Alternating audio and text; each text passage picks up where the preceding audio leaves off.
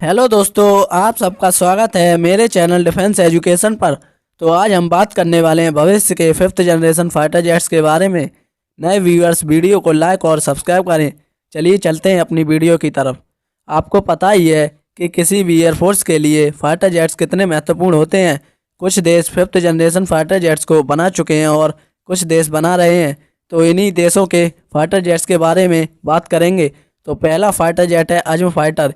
ये पाकिस्तान का fifth generation का फाइटर जेट होगा, जिसे पाकिस्तान एरोस्पेस कॉम्प्लेक्स द्वारा बनाया जाएगा। भारत की चुनौतियों को देखते हुए पाकिस्तान को लंबे समय से ये एक फिफ्थ जनरेशन फाइटर की ज़रूरत थी, जिसे पाकिस्तान अज़्म प्रोजेक्ट द्वारा पूरा करना चाहते हैं। पाकिस्तान अज़्म फाइटर जेट को बनाने के लिए तुर्की या चाइना से मदद ले सकते हैं, क्योंकि चाइना पहले से ही J-20 नाम से फिफ्थ जनरेशन फाइटर को बना चुका है। इसकी फर्स्ट फ्लाइट सन 2028 या 30 तक होने की उम्मीद है और इसे सन 2035 तक पाक एयरफोर्स में शामिल कर लिया जा सकता है।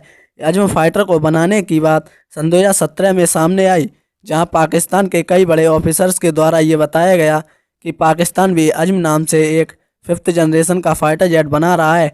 ये सिंगल इंजन सिंगल सीट वाला स्टेल्थ लड़ाकू विमान होगा। तो अगला फाइटर जेट है X-2 फाइटर जेट। इसे जापान द्वारा बनाया गया है। इसे जापान की कंपनी मित्सुबिशी द्वारा बनाया गया है। ये सिंगल सीट डबल इंजन वाला मल्टी रोल स्टेल्थ एयरक्राफ्ट होगा, जिसे सन 2016 में बनाकर तैयार कर लिया गया था। इसकी लंबाई 46.59 फीट और चौड़ाई 29.86 फीट है। इसका एम्प्टी वेट 8,900 kg और इसका maximum take off weight 13,000 kg है। इसके लिए जापान द्वारा XF9 नाम से एक ताकतवर इंजन का निर्माण भी कर लिया गया है, जो लगभग 152 किलो न्यूटन की थ्रस्ट जनरेट करता है। इसकी top speed 2,570 kilometre per hour है और यह 50,000 फीट तक की ऊंचाई तक जाने की क्षमता रखता है। इसे सिक्स्थ जनरेशन फाइटर के डेमोन्स्ट्रेटर के रूप में बनाया गया है। इसमें किसी भी प्रकार की मिसाइलों को नहीं लगाया गया है, लेकिन ये एयर टू एयर और गाइडेड बम्बों को ले जाने की क्षमता रखता है।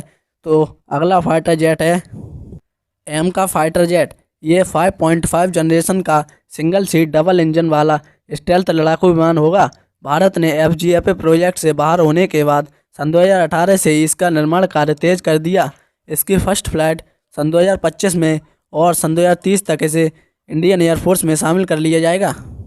इसमें उत्तम मार्क 3 रडार लगेगा, जो 350 से 400 किलोमीटर तक ट्रैक करने की क्षमता रखता है।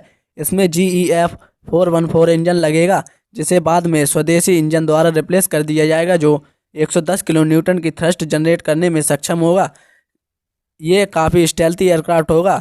एमका में बड़े लेवल पर आर्टिफिशियल इंटेलिजेंस का प्रयोग किया जाएगा, जो इसे फिफ्थ जनरेशन के फाइटर जेट से काफ़ी बेहतर बनाता है। इसमें अस्त्रा मार्क 3 और ब्रह्मोस NG जैसी मिसाइलों को लगाया जाएगा। चलिए बढ़ते हैं अपने अगले फाइटर की ओर।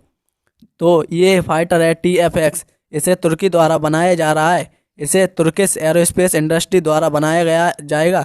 इसकी लंबाई 14 मीटर और विंग स्पैन 12 मीटर होगा। ये 55,000 फीट की ऊंचाई तक जा सकेगा।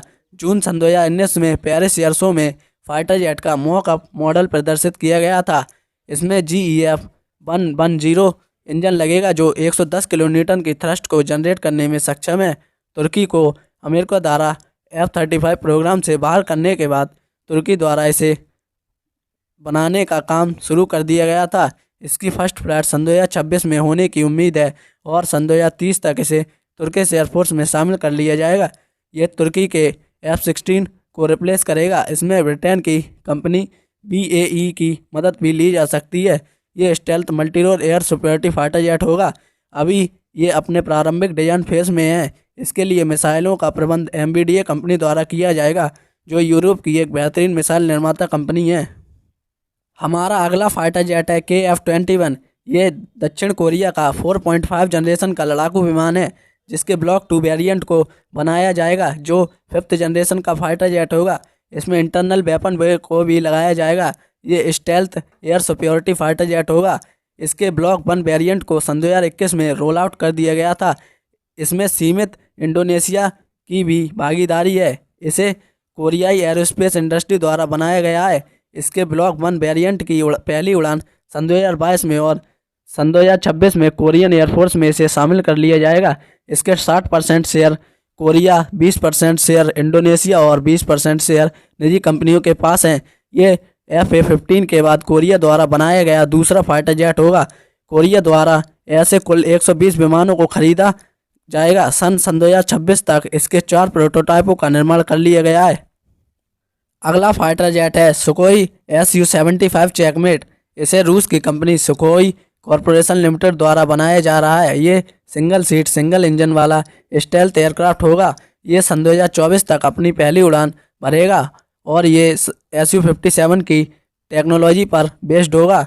रसिया ने इसे एक्सपोर्ट को देखते हुए बनाया है। इसका पहला मॉडल मॉस्को एयर शो 2021 में प्रदर्शित किया गया था। इसे सन 2027 तक रशियन एयरफोर्स में शामिल कर लिया जाएगा। ये लाइट वेट कैटेगरी का एयरक्राफ्ट होगा। इसे T-75 नाम से भी जाना जाता है। ये काफ़ी सस्ता लेकिन एडवांस फाइटर जेट होगा। इसकी प्रति यूनिट कॉस्ट 30 मिलियन के लगभग होगी, जो किसी भी 4th जनरेशन फाइटर से काफ़ी कम है। तो हमारा लास्ट एयरक्राफ्ट है फ्लाइंग सिस्टम। इसे स्वीडन द्वारा बनाया जा रहा है। इसे स्वीडन की कंपनी साफ द्वारा बनाया जा रहा है। 5th जनरेशन का सिंगल सीट सिंगल इंजन वाला स्टेल्थ फाइटर जेट होगा, जिसे सन 2035 तक बनाने की बात निकलकर सामने आई है। सन 2012 में स्वीडिश वायुसेना के लेफ्टिनेंट कर्नल लॉस हेलमरिक द्वारा बताया गया कि स्वीडिश एयरफोर्स में मौजूद सभी JAS-39 ग्रिपेन मल्टीरोल लड़ाकू विमानों को उन्नत करने के लिए कहा गया है। अगर आपको आज का वीडियो अच्छा लगा हो तो वीडियो को लाइक और सब्सक्राइब करें। मिलते हैं अपने अगली वीडियो में, तब तक के लिए जय हिंद, जय भारत।